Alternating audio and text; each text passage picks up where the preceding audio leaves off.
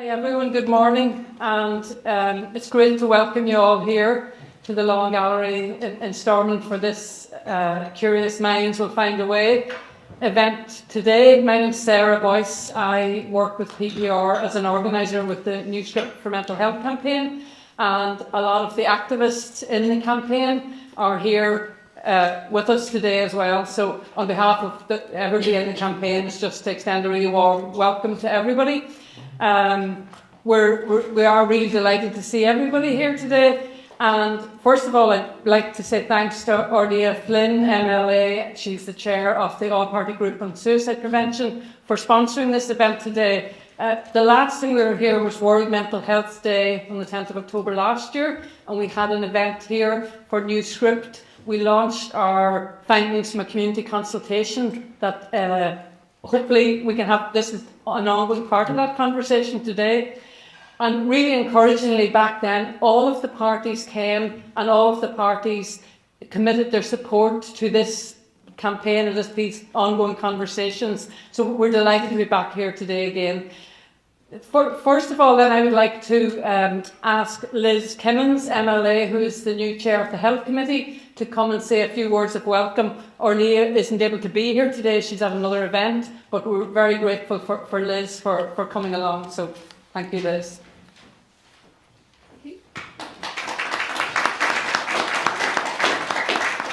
Thank you, Sarah. Just to welcome everyone to Stormont today, and it's great. Well, the last time you were here, we didn't have a functioning government, but we're in a different position now, and I think hopefully that will be a positive thing moving forward, particularly around the importance of what we're here to discuss. It's very clear we have a deepening mental health and suicide crisis that indicates that what currently is in place isn't working. We're seeing waiting lists for mental health services at an all-time high, and I think there is a growing recognition that we need to widen the options available to people in order to support them with trauma and emotional distress. We have the mental health strategy there, and under the theme one of the strategy, I think it is a critical component in helping to achieve a broader understanding of what mental ill health is and mental well-being is, and how we can work together to help to support people through those. But I do think that all executive departments, first and foremost, have a part to play. It's not just a role for Department for Health in isolation. We all have a role to play in promoting good mental health and supporting people at those earlier stages as well. And also to look at the existing models that are working really well across the island and elsewhere. So for now, the most important thing is to take part in this conversation. What a new script for mental health would look like, and it is important to realise that there's no one size fits all, that medication is not always the answer, and we have so much more out there that we could be looking at, and that will be the strength of moving this forward. So thank you very much to Sarah and the PPR group for inviting me to participate today, and I look forward to hearing from the other speakers. So thank you.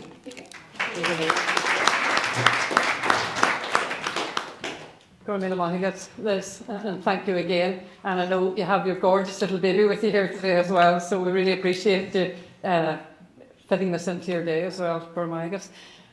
So before we go any further, I'd like us all to put our hands together and say a huge thank you to Susan McDowell, who was our flute player, our flautist. I don't know where Susan is, somewhere there, down at the back somewhere. There she is.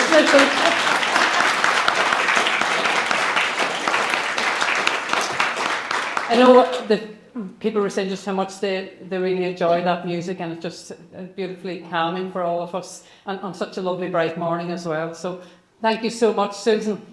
Yeah, thank you. And now I'd like to invite Siobhan McCallan, who's one of the New Script activists, to come up and share a poem that she has written for us in New Script, and you'll hear more about this as the morning goes on, but finding ways, which is what Liz touched on, that there is no one option that works for everybody in terms of supporting people with emotional distress and trauma. And for us in the campaign, writing and creativity and words have always been a big part. It's not for everybody, but it's certainly something that we have found has been very healing and helpful. And it's the thing that George Sepphoris, a Greek poet who Seamus Heaney used to quote a lot. It's that idea of words strong enough to help. So I'd like to invite Siobhan up to share her poem. Thank you. Good morning, everyone. It's a pleasure to be here with you this morning. Thank you, Sarah. Morph. The path to enlightenment requires evolution and constant change. Suffering is key. The old self, one must rearrange. Just like a caterpillar, upon entering the cocoon, dissolving, fearing it would die, adversity is required as you lay in isolation, feeling despair and silently cry. But as you dissolve, you will transcend all of what has been, a new state of consciousness directed by hidden intelligence unseen. Accept and acknowledge that much of the old needs to die. It's through this internal metamorphosis that we emerge as brilliant, beautiful butterfly. Thank you.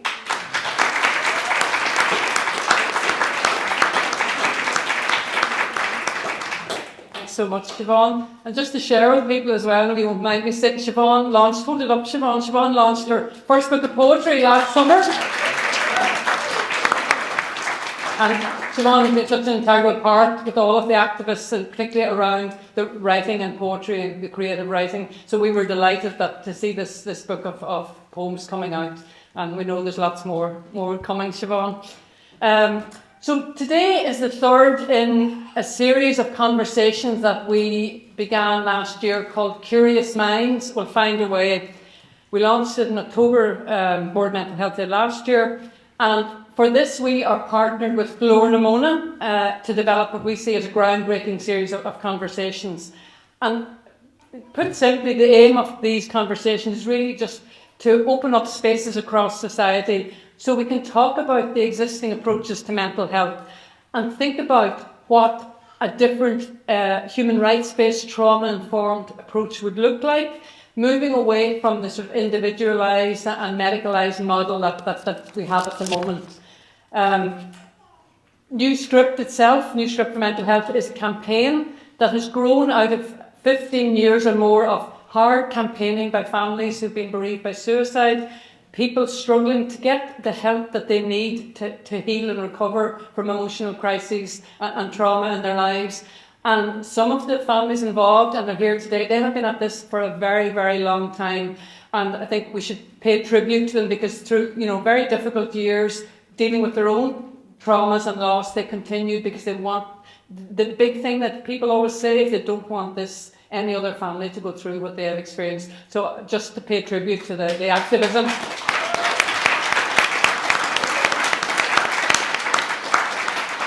And I guess, like all good things, nothing stays the same. So over those 15 years, the learning and the campaign has evolved.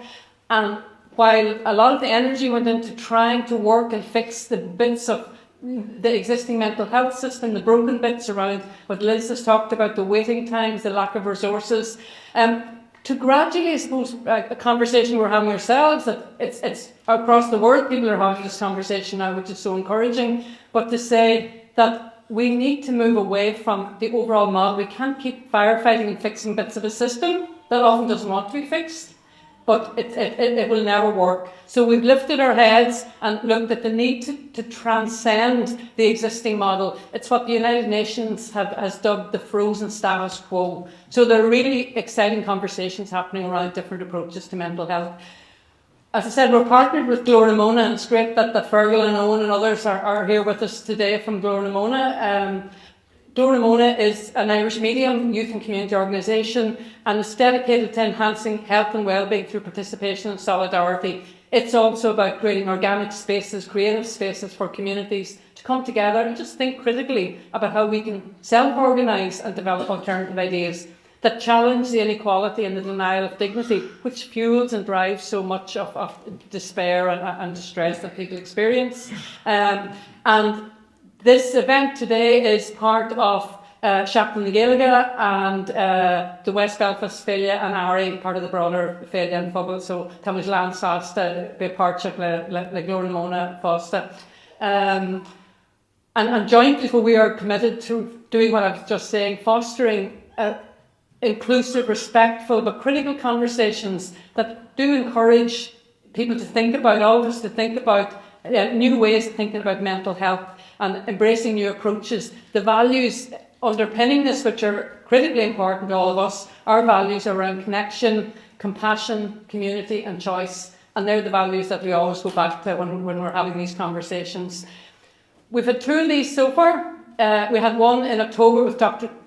Pat Bracken, who's an internationally renowned critical psychiatrist and an advocate of the recovery model. And then we followed it up in January in the Cultureland with an event called From Stigma and Silence to Storytelling and Solidarity with Mary Query, psychotherapist, Denise Bradley from Corrymeela community, and Lisa Morrison here from PPR. Just if you want to look at them, they're on, you have a leaflet in your seats, but they're on our YouTube channel. So each event has been recorded. So just a few things to draw your attention to before I hand over to Lisa and Professor Reid. We haven't been informed by the Assembly that there are any fire drills or anything like that happening. The toilets, when you go out the back, keep going to your left through the double green doors and you'll find male and female toilets down on the right hand side. Just to be aware, this isn't an event, obviously it's quite a public space, it's not an event where people will be sharing very personal experiences, but still we're mindful that none of us know, what maybe touches things or kind of maybe will trigger things for people. So just to be mindful of that in yourself. And absolutely, people need to take a break or step out. We want to keep this as informal. This is a conversation. So please do feel free to go and get a tea or coffee or water or take a break. We're around as well afterwards. There's a lot of the activists here in the room.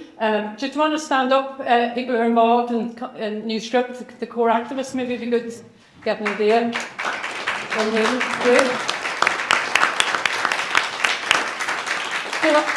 If you want to find out more about the campaign or just have a chat or stuff that's come up during the morning, please do talk to some of us. The event is being recorded and photos being taken. We did ask on the booking form if anybody would prefer not to let us know. So we weren't aware that anybody would come back to us, but still, if you feel you don't want to be videoed, or just let Martin know or one of us. So that's there, just the housekeeping bit. So now I would like to introduce Professor Mark Shevlin. Mark is here. Mark is a professor of psychology at Ulster University Coleraine, and he's also an honorary professor of psychological research methods and statistics at the Southern University of Denmark. And we are delighted that Mark has been able to join us as well, because himself and Professor Reid, they have worked together for over 15 years. So we're really delighted that we've invited Mark to come along and introduce Professor Reid, who will then be in conversation with Lisa Morrison from PPR. Following their conversation, there'll be an opportunity for all of us to have a conversation. Things that have, questions, thoughts, reflections that have come up during the conversation. And we'll also be inviting people to share your own new script. It's an invitation, it's part of the conversation, maybe some thoughts, you can jot them down. We have an online link as well that we'll share. So we'll move into the conversation first and do that afterwards. So thank you very much, everyone. Thank you.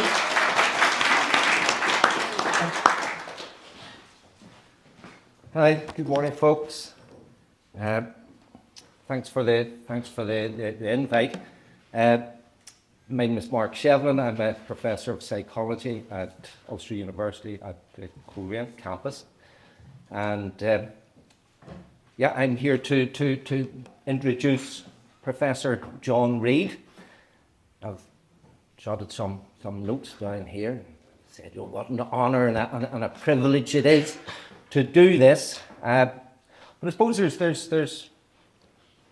the drive up to Stormont this morning. I suppose it wasn't really kind of pride or the kind of that kind of honour and privilege wasn't the prominent feeling. It was a bit of anxiety.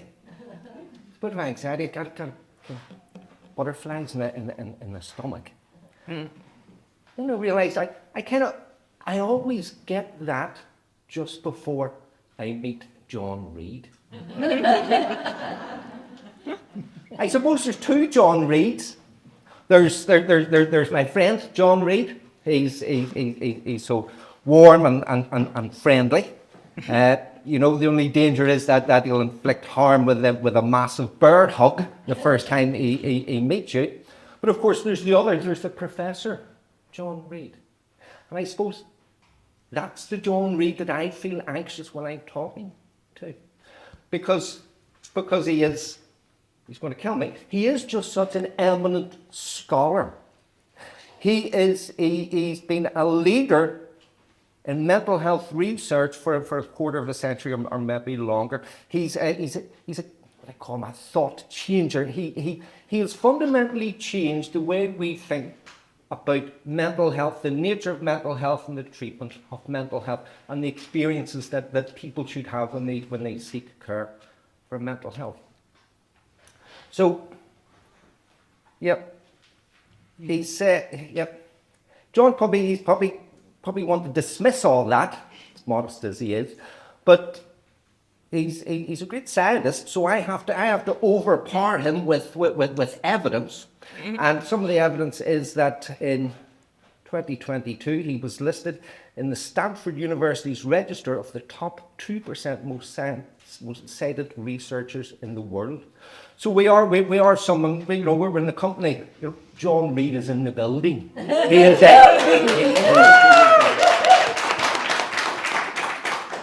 I suppose I was thinking, but how do you describe John? I was thinking, he's academic royalty. Now I was thinking, God, no, royalty, no, it's worse than, the only worst thing you could do is say he's a Tory, academic Tory or something. That's not, that's not, maybe not who you'd want to be described. I think he's more like a kind of academic rock star. That's how eminent he is.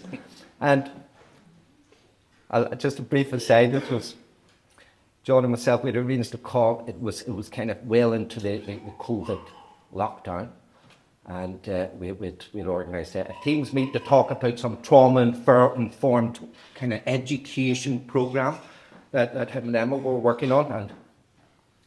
And the screen popped up, and what I was faced with was this guy with a shocker file, a nail of white hair down somewhere along his back, you'd say. And he looked into the screen and he went, "Welcome to the 60s, man."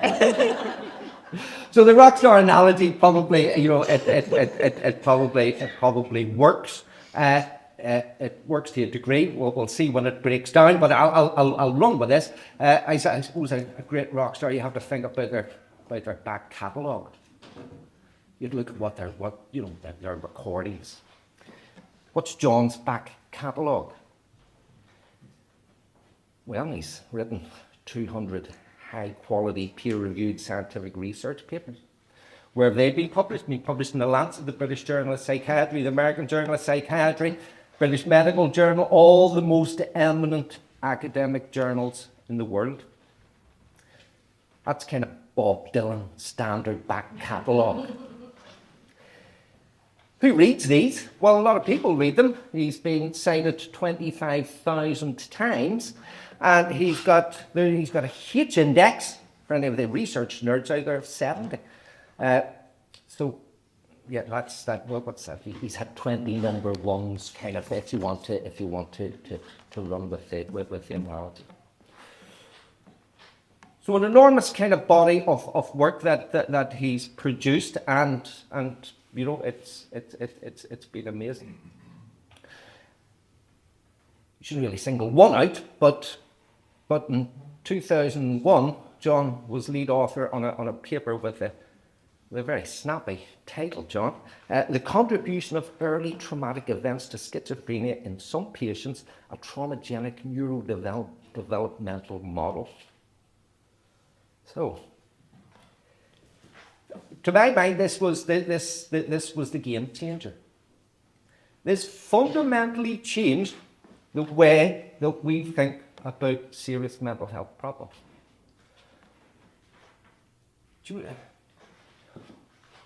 Sometimes when people have an idea that is so profound and so simple that you think, why didn't everybody think about that? The fact is that nobody thought about it except John. And what did he do?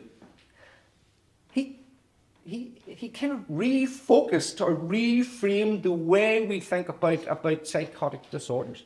There was an orthodoxy. And the orthodoxy was that there was lots of orthodoxy, it was a bit of a mess, but kind of psychiatry at the time would explain psychotic disorders in terms of kind of thing, in terms of biology.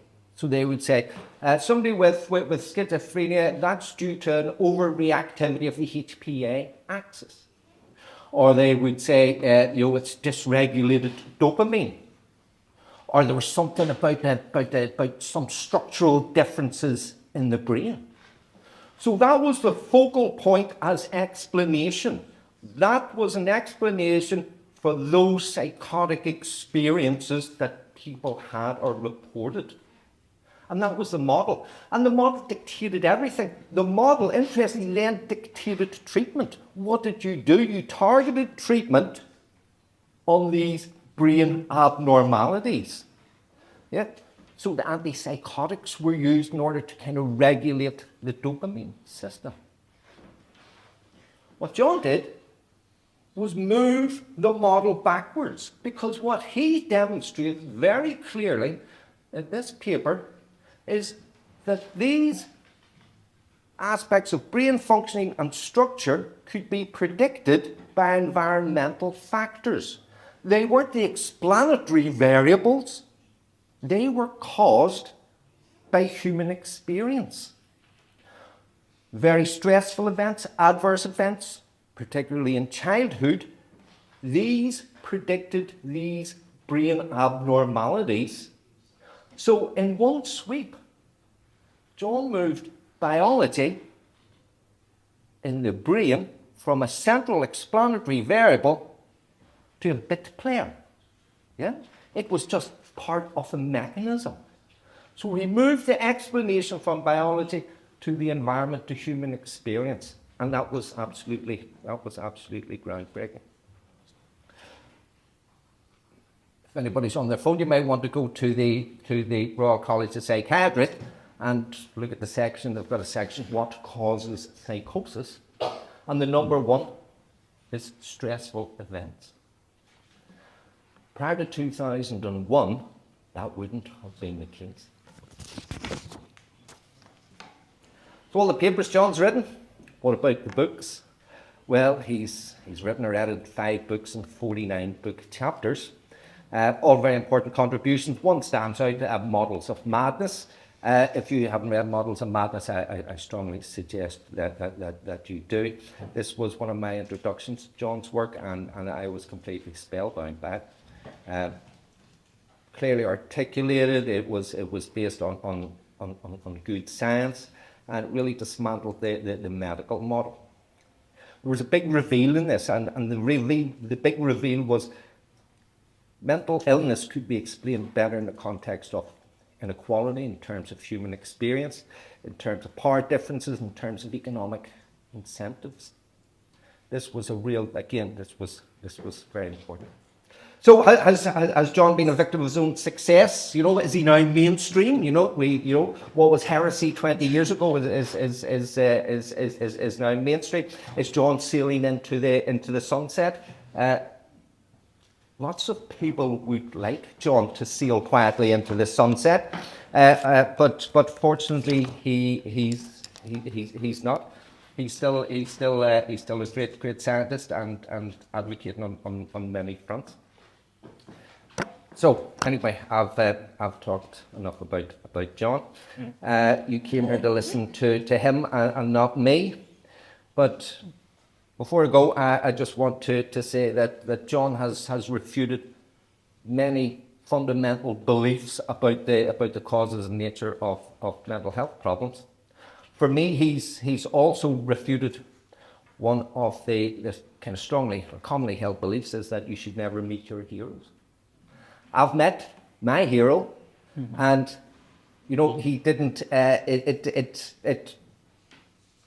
He's still a hero of mine. So I don't know. I think John's been a wonderful champion on so many fronts, and I think the world would be a poorer place without him. Thank you.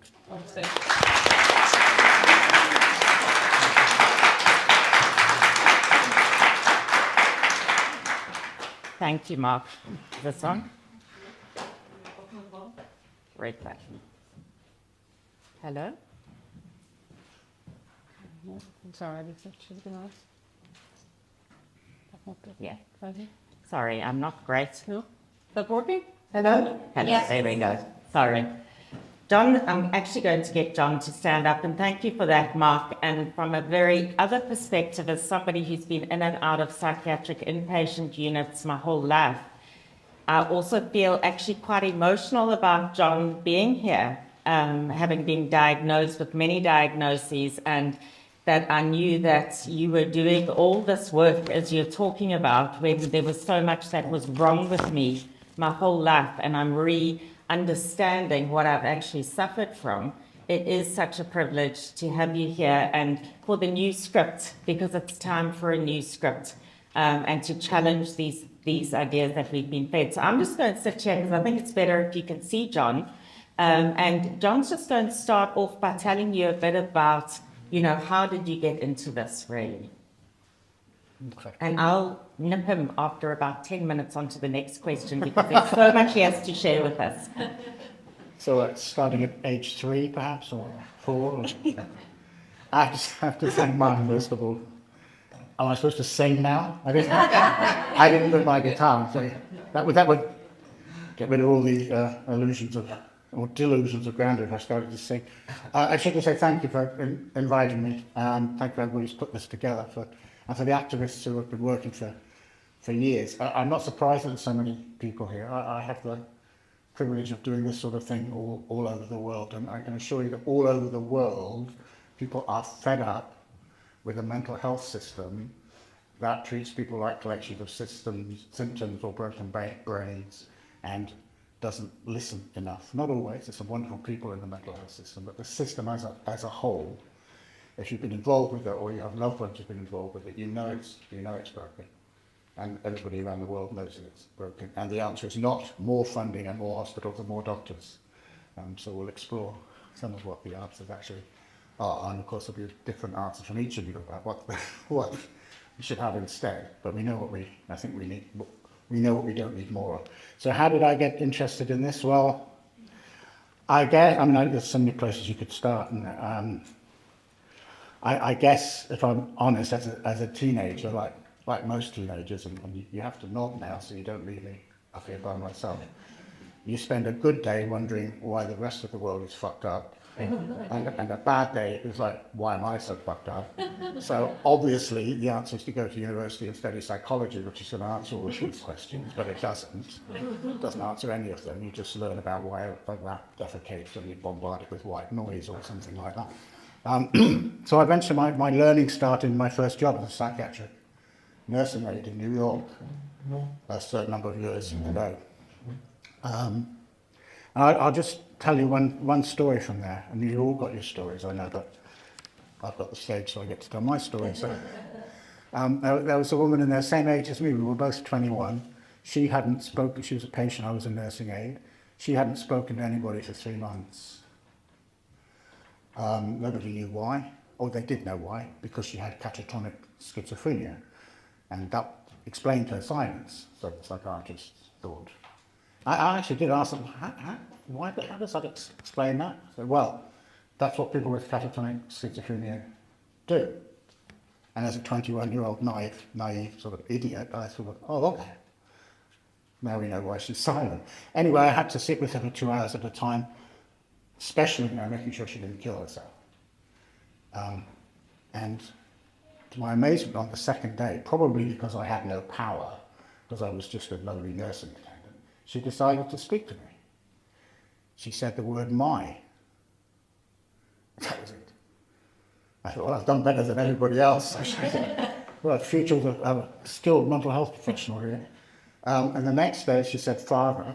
So she said, okay, we're going to do one day, one word at a time. But the next day she said nothing. The following day she said "me." So now we have my father, me. When we got the family history, which of course we should have done from the beginning, the missing word was raped. And so much from that single She told me and didn't tell me at the same time. You never know if it's safe to tell a mental health professional about these things. If I was a trustworthy person, I would go find out what that missing word was. And if I wasn't, then she hadn't told me. It was quite, I'm not saying she sought that out, but that's what it felt like to me. Anyway, to cut a long story short, that was the first of many, many experiences, both of that early job and then after I was trained as a clinical psychologist. I worked for about 15 years in New Zealand, America and Britain. Usually with people with psychosis, but in other ways. And over again, if you can establish a trust with somebody, and that's sometimes the hard part, especially if they've been in the mental health system for a while, because they tend not to trust the 17th mental health professional they come across. But if you can establish a relationship, almost always people would tell me about the awful things that have gone on in their lives. And the other thing that struck me over and over again was that many of my colleagues, not all, but many, or perhaps most, weren't especially interested in that. And I couldn't understand why. And they would explain to me that it's better not to talk about these things, John. These people have brain diseases there, especially if you've got a diagnosis of schizophrenia. It's just going to upset them. Let's not go there. If they've got enough to worry about with their mental illness, let's not talk about child abuse or violence and all of those things as well, as if these are two separate things, which is what they believe.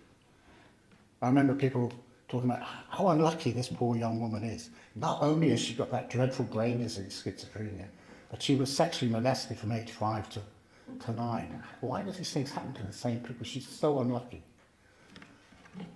And they meant it. They weren't bad people. They just had been trained out of them to understand that what the public knows, we might come on to this, because when we do research about what the public thinks, all over the world, the public understands that mental health problems are caused by bad things happening when you do surveys. But we have a mental health system based on the opposite. We understand that these things are not relevant. So that's how I sort of got into when I went back into academia, largely because I got fed up being a clinical psychologist, trying to work from a psychological, social perspective with people inside a medical system. So I got fed up of trying to do psychotherapy with people who were so over-medicated they could hardly stay awake. I got fed up with working for 9 months with somebody to help them through their psychosis and out the other end and re-establish contact with reality and have some understanding of where it all came from. To be told by the psychiatrist on my team, oh, I'm so glad the drugs finally started working.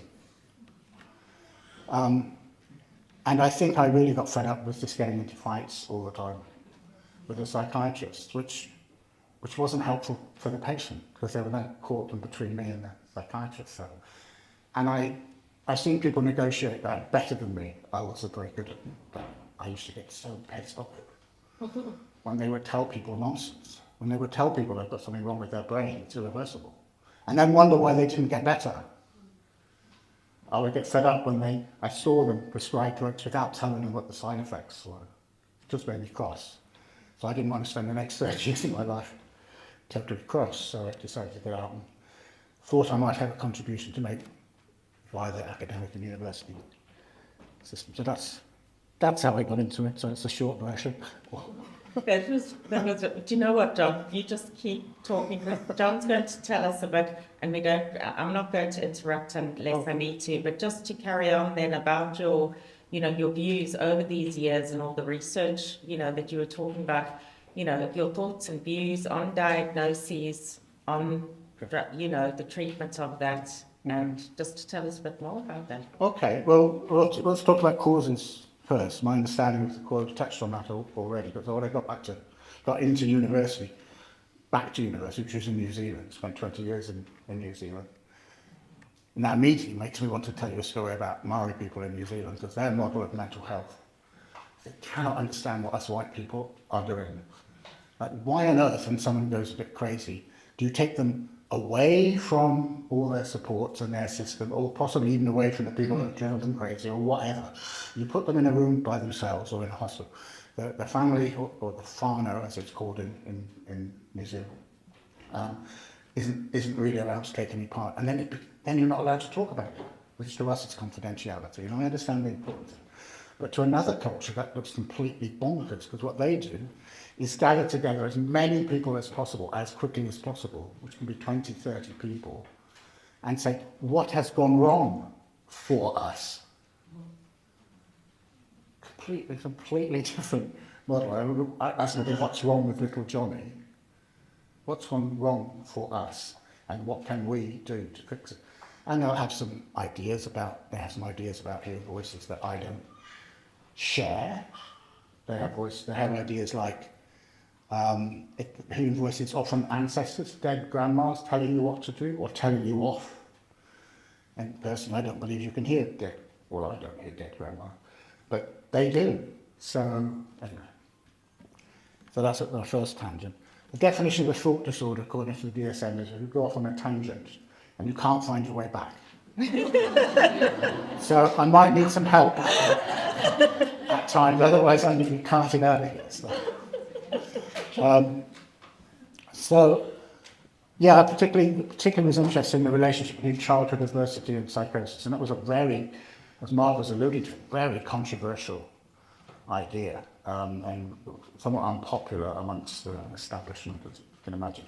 Schizophrenia is the flagship diagnosis of psychiatry. It is the most biological, genetic illness, supposedly, and if you challenge that, you get really pushed about a bit in the academic world and in the world of mental health services. So it wasn't necessarily a popular idea, although I used to get a lot of emails from angry mental patients saying, it's about fucking time one of you academics stated the bleeding fucking obvious. Where were you for 30 years while I was going in that hospital? And no one was asking me what was going on in my life or in my childhood. Now you come along and building your career on, so you get it from both sides. But I understood that anger. But it's not just about psychosis. All the research says that the primary cause of all mental health problems, any page on the DSM pretty much, there were one or two exceptions, is bad things happening.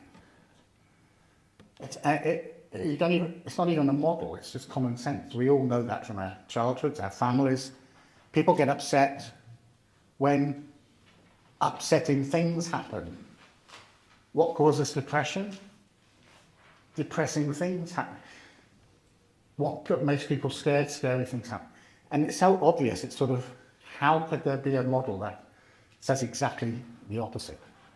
Or at least relegates those things to a trigger of some biochemical process or genetic predisposition inside of them, waiting to be triggered. So it's a relegation person. But so, as I said earlier, when you do surveys in every country except one, I'll let you guess before it gets it wrong. It's a country that gets everything wrong. It's not England. Be careful here. But in every country bar one, when you do surveys of what causes mental health problems, including psychosis and the more severe ones that's supposedly biological, in every country people say predominantly bad things happening: loneliness, poverty, child abuse, war trauma, rape, stress at home, stress at blah, blah, blah. Down the bottom, they might give 10% weighting to biogenetic stuff, so it's sort of in there, but it's a very minimal contribution. So the public understands that bad things happen, and that's what messes us up. It's beyond belief how you could build a whole mental health system without acknowledging that. But we have.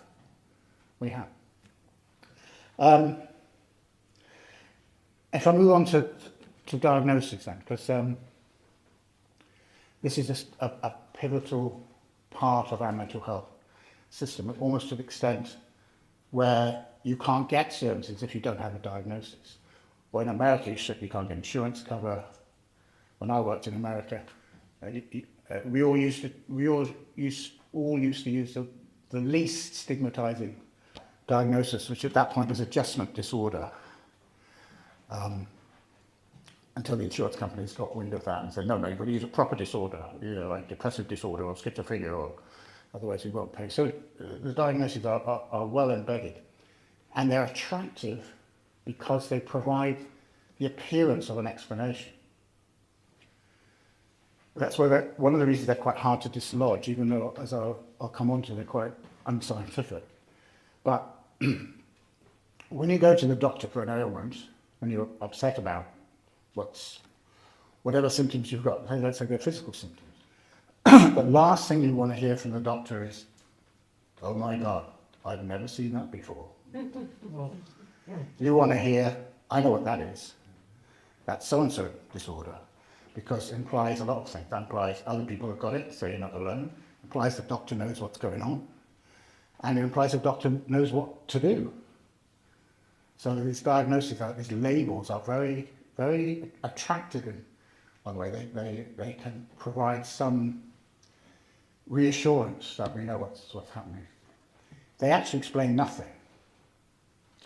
It's a backward circular logic, so it goes like this. I sort of alluded to it earlier around catatonic schizophrenia. Why is this person depressed? Well, you look it up in the Diagnostic and Statistical Manual, you see they meet the criteria for a major depressive disorder. Well, of course they're depressed. They've got this thing inside of them called major depressive disorder, which is causing them to be depressed. And it sounds sort of plausible, it sounds sort of medical. We like things to be medical, we like our doctors and our explanation, medical explanation.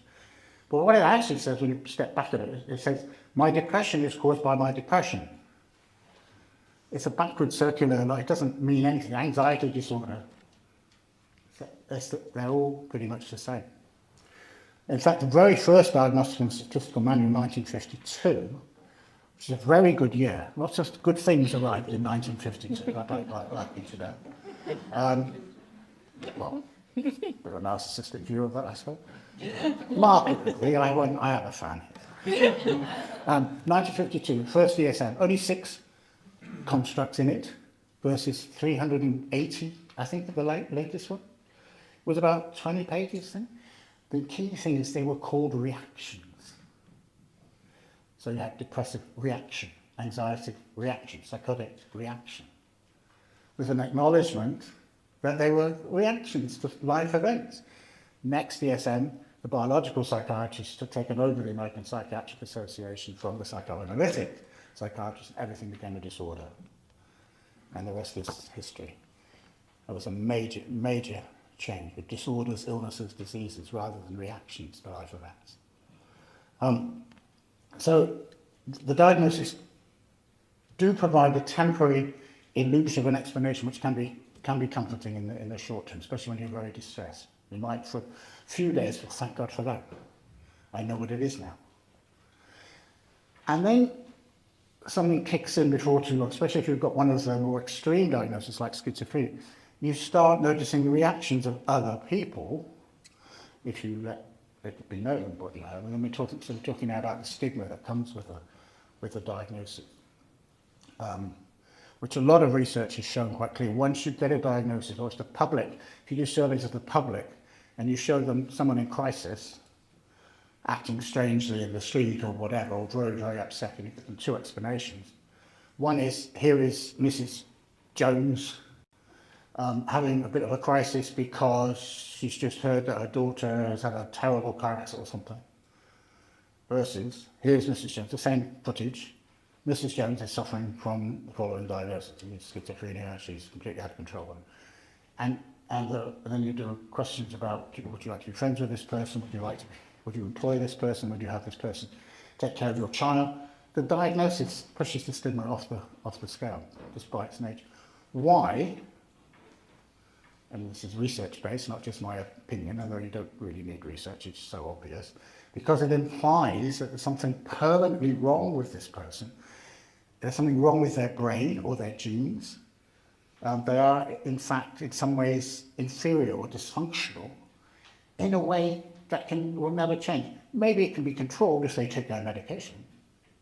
But basically, they are now a different sort of species of human being from It's called psychological essentialism. I won't bore you with the theory of that, because, again, don't really need one, I don't think.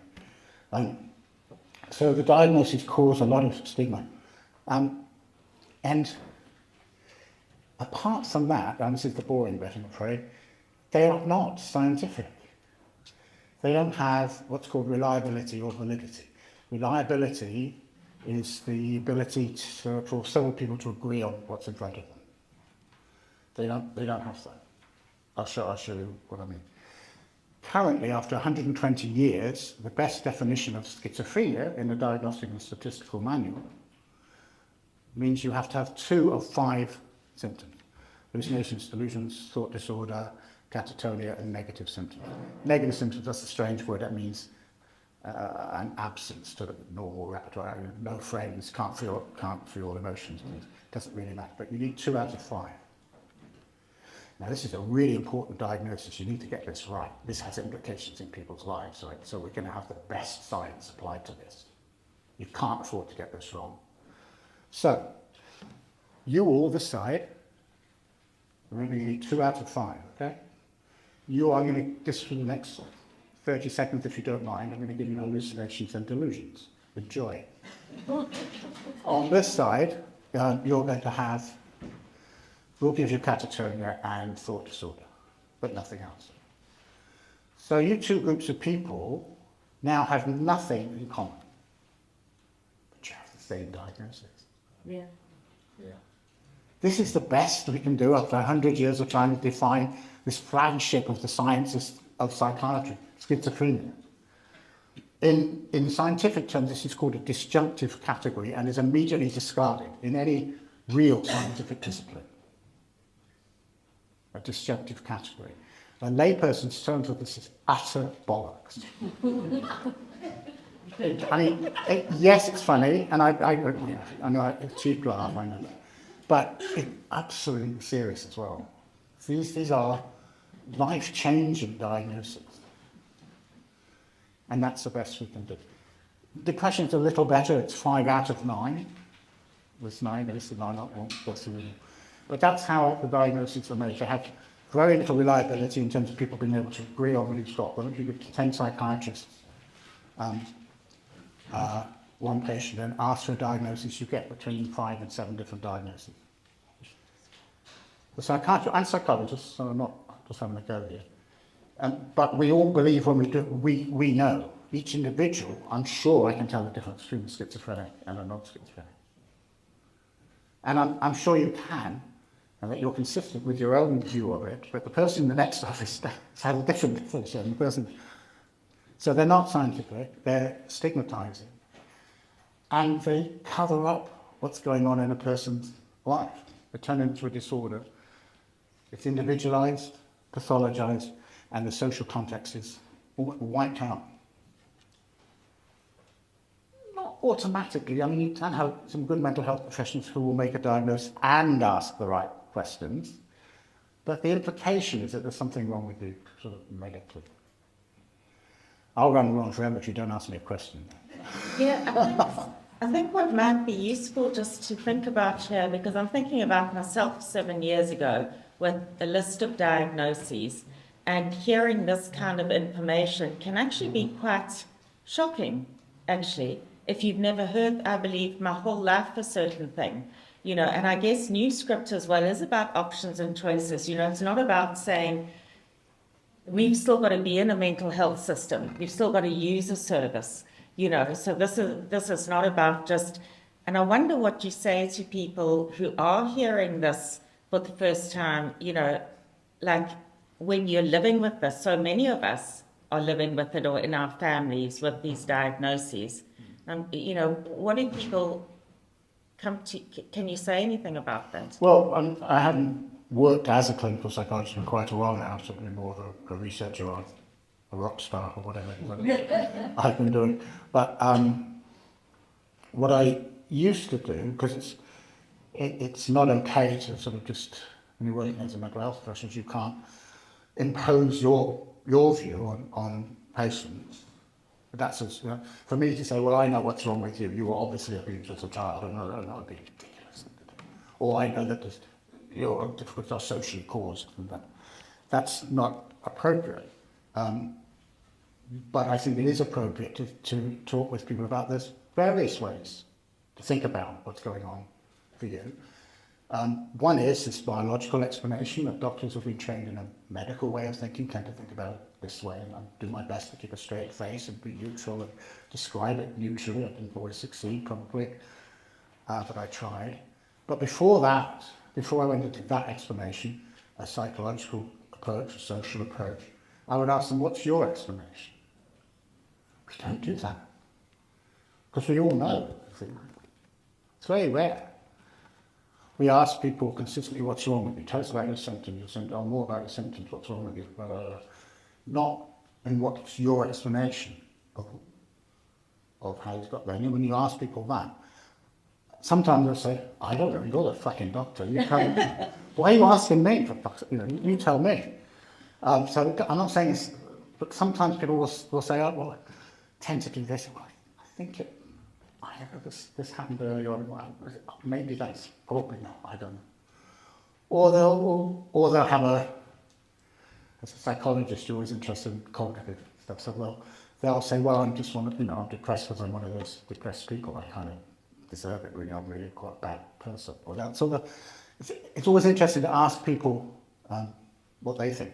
But I think it is okay, more direct answer, to lay down a range of, and then see people's reaction. If they don't want to explore that, and some people don't. No, I have got schizophrenia. Like I just told her, don't mess with that. And that's very right. If that's helping them, who am I to say? I don't think so. That would be unethical. Yeah, no, that's really helpful, because that's something that comes back, and I think about just myself hearing that information for the first time, and this is not, the work that we're doing is inviting conversations and new ways of thinking, and very much the experience of myself and many activists, and even in our new script consultations, is there are no alternatives. You're not offered an alternative, you're told, and that's something wrong with you, and it's located in you, which then lets off the power structures and the issues like poverty, inequality, violence against women and girls, bad things happening, grief. Normal adverse trauma can become a word that excludes because people think I didn't have the big T's, But bad things happen, life is stressful. And I think perhaps if you can tell us then a bit more about so thank you for that.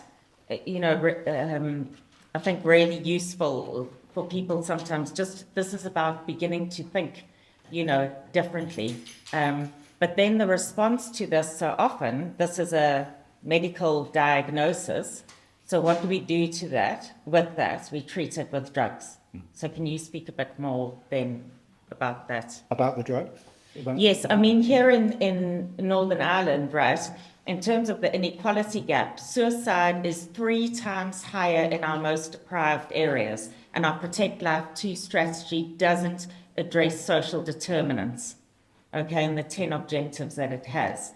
And also in terms of the highest prescribing rates of antidepressants are in our most deprived areas, and yet the mental health and the mental health strategy sit separate to the Department for Infrastructure, economic, all those things, when what we're hearing from people is, but we don't have transport to access services. We're in rural areas. So we have mental health separated out here, and we've got, anyway. So, John, tell us a bit more about all of that. And we spend 13 million here on antidepressants and 1.9 on talking therapy. So when we're talking about alternatives as well, and Nexus funding was just slashed.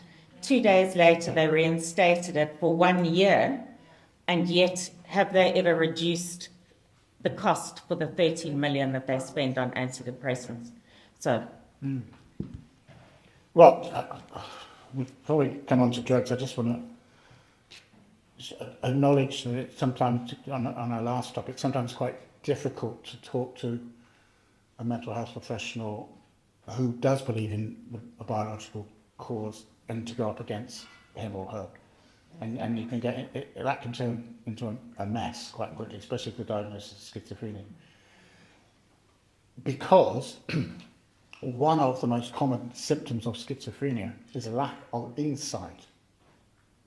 So if you try and persuade a psychiatrist with a strong biological model that no, doctor, I'm not medically ill or mentally ill, it's because of what's gone on in my life, that disagreement with the doctor becomes a symptom of the illness you're trying to say you haven't got. And I know I'm not telling somebody anything new, but for those who haven't been through that, I just want to know it's an extraordinary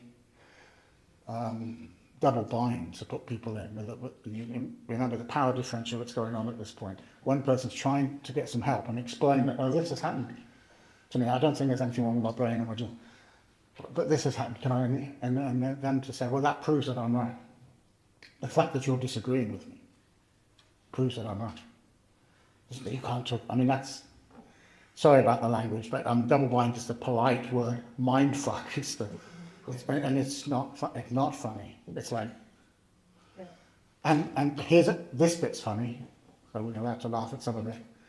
They invented a medical sounding word for this lack of insight called anosognosia. And then they claim to have discovered the part of the brain that causes that. So now they know the part of the brain that causes you to disagree with your psychiatrist. That's funny. I think that's funny. Sorry. So, but it's a laugh or cry moment, should we call it that?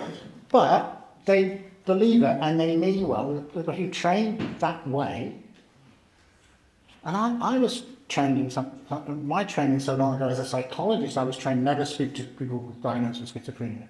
I mean, I'll offer them a cup of tea or whatever, but don't talk to them about anything that's gone on in their lives, because they will, what was the word? Decompensate. Which I didn't know the word, it made me think of sort of rotten garbage in the corner or something. They will decompensate if you pretty much difficult.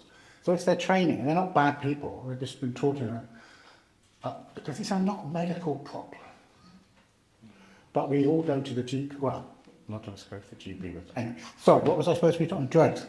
God, if we want any evidence that we're completely off the scale now in terms of the dominance of this biological model of human distress, as Lisa's alluded to, just look at the prescription rates. In England, last year, one in 6 adults were prescribed antidepressants. Northern Ireland is 1 in 5.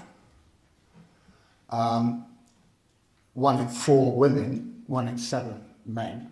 Those differences are interesting, but at the minute I'm focusing on just the overall vastness of it. Are we really saying that a quarter of the population of Northern Ireland is clinically depressed? Yeah. You think we are? I don't think. I think there's some upsetting things going on in the world, but I mean, we're so depressed, our brains are so dysfunctional, we need it to be chemically corrected. And some people are celebrating it. I hear some psychiatrists say, oh, well, there's a lot of unmedicated people out there still. We haven't reached them all yet. I think it's scary. And when you add the other, as Lisa said, the other high rate is people living in deprived areas. So where I am in Newham, London, which is about the poorest area of the country, and age is the other factor. So if you're a woman living in Newham, age 60 or above, your chance of being on psychiatric medication is 50%. So what do we medicate? We're medicating the effects of adversity and poverty and misogyny. Not that the sadness isn't there, although you can call it what you like, it's there. I don't think it's 1 in 4, honestly. This is joke companies like that figure, but I don't buy it. So I'm not wishing away the unhappiness, but it's caused by things that we need to be addressing. Not chemically, I don't think.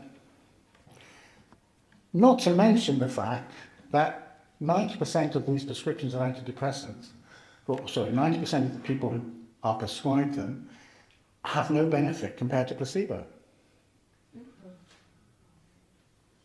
People don't like to hear that.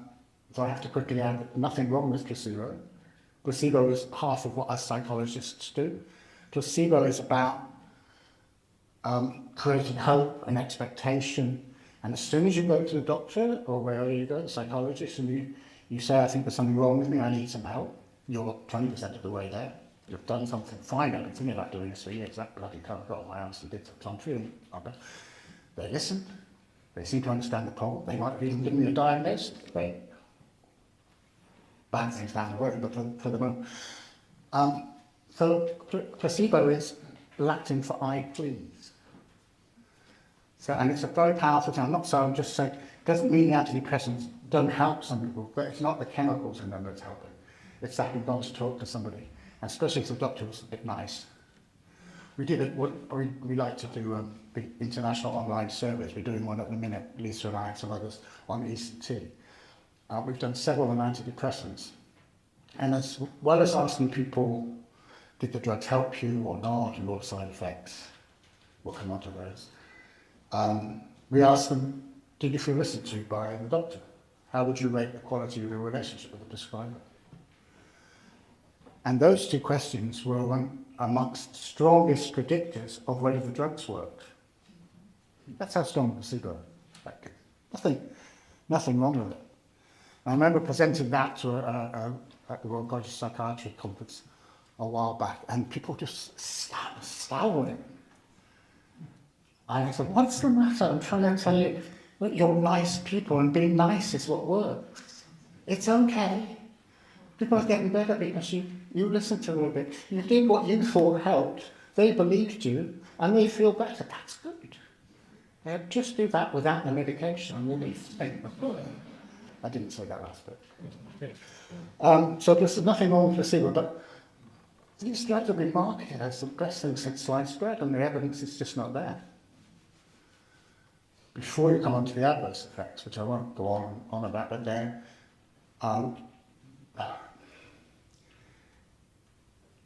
some of them are quite well known. The lesser well known ones are kind of interesting because they can work to some extent, but if there is a chemical effect, it's just frightening all emotions. So people who do feel less depressed will also tell you, if you ask, yes, and I feel less happy as well. I feel nothing. And for a little while, that's what I wanted to feel. But I can't spend the rest of my life like this. The side effect that people don't know about, which is the drug companies have kept really secret, is the withdrawal. We acknowledge that there's withdrawal problems with benzodiazepines. We've known that for, 30, 40 years. And are still prescribing them. 1 million people a year in England. I don't know the figures here, sorry, on benzos. But what we didn't know until 4 or 5 years ago was that about 50% of people on antidepressants will struggle when they try to come off them. This has been actively denied until recently in England. We've managed to get the NICE guidelines changed on that. We've managed to get the Royal College of Psychiatry to change its position, which is, they don't do that too often. So we felt proud about that one. But that has not yet spread out to the rest of the world. I don't know what's going on in Northern Ireland about withdrawal of antidepressants. Are people aware of that yet? Is that No, we're working on that. We're working on that. And John, would you maybe just come towards here, because we want people just to have a time to have a conversation here as well. And certainly that conversation here about withdrawal and about people's rights around medications and reviews and things. We're discovering there's serious human rights issues in our mental health services around detention, around restrictive practice, around medication reviews, which need looked at, policies and processes that are there to protect the service. And what you were talking about there, that people won't believe that power thing. So you're saying this is happening to me in the service, this is my experience, or carers and supporters are, but of course you're not well, or your carer is so, that you aren't believed. And I think the new script work is so much about power imbalances, and I think that's not recognised either, that medical people and psychiatry certainly have the final say. And this isn't anti-psychiatry, and it's not anti-medication. It's about people have the right to know about these things, the effect of these things. We're treated sometimes as though you're stupid, actually, and you're untrustworthy if you've been in the mental health system. Certainly that's my experience and others. But this is a rights issue. People have a right to this information. So I wonder, just before we start a conversation, what you're doing there, over the water around antidepressants, and something perhaps a challenge for us here and for our politicians, who sadly haven't not shown up today. I know things have been busy just for things getting up and running, but this is a political issue. So what are you doing there? Call to action kind of thing. Well, I think some of the things that you might be able to get started here is you're doing it already, in fact. So anybody who's not already on board with what PPR is doing and the new script movement, get on board, because they're going exactly the same direction as what we're doing in England, and it's working. We're changing things slowly. Our latest request to the government, and we're trying to get this in the Labour Party manifesto, trying to think ahead to what might happen later in the year. We're actually calling for a targeted reduction in the number of antidepressants every year, a little bit like the campaign on antibiotics and the public health campaign. I mean, it can't keep going up. So we're actually asking them to set a target to bring it down. But I mean, there's lots of ways forward. One is to get politicians, this is the very hard thing, I'm not saying you succeeded in this, to focus on prevention rather than treatment. And I get in trouble with my clinical psychology. Oh, John, you're trying to do us out of business here. Well, yeah, to some extent, because most of this is preventable. If we would invest more money in the first 5 years of life and make sure every kid has a safe environment, if we do something like income inequality. So some of it isn't about mental health services, some of it trying to, and that's one of the damaging things of the medical model. Sorry to go on about it. It gives politicians a perfect excuse to do nothing about the real causes of human distress. Brilliant. But two last things, I guess, and we'll just move on. But when you're talking to politicians, there's no money to do anything new. And that's fine, because we don't actually need new money. I get in trouble for saying this as well. Because everybody says, oh, there's a crisis in mental health. We need some more money, we need some more beds, we need some more hospitals, we need some more doctors, more funding into Medicaid. We don't need any more money. We need to move some money that's away from things that don't work towards things that do work. So this is one area where you can actually persuade, look, get on board with this, you politicians. This ain't going to cost you a penny. In fact, this is going to save you millions in the amount of damage that's done to people going in and out of psychiatric hospital. I have to say, just say this to managers at some point.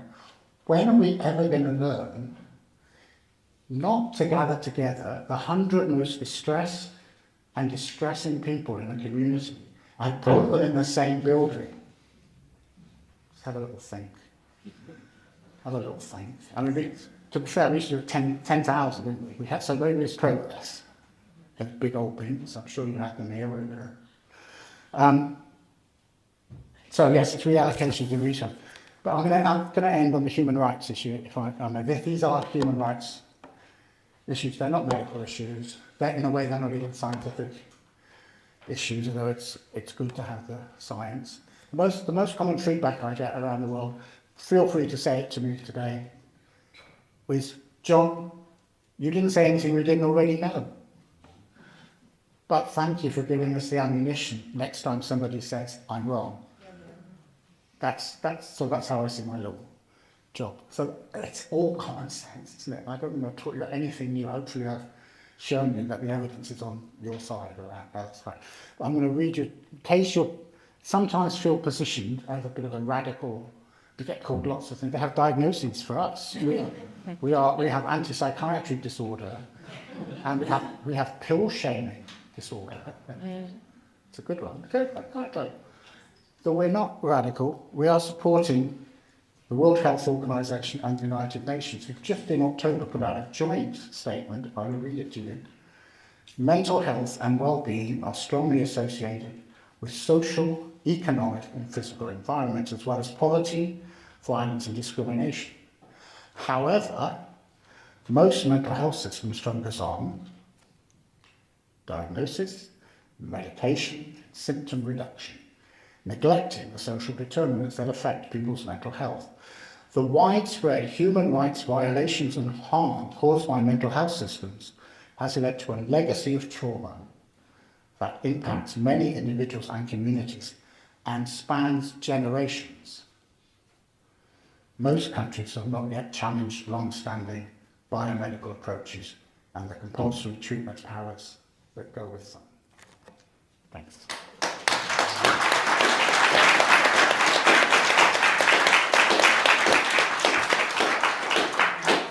John, I can't thank you enough. Never did I imagine as a 14-year-old sitting in a psychiatrist's office that I would be 50 installment, not in a grave as my husband thought I would be, and with you here giving this message about a new script. I just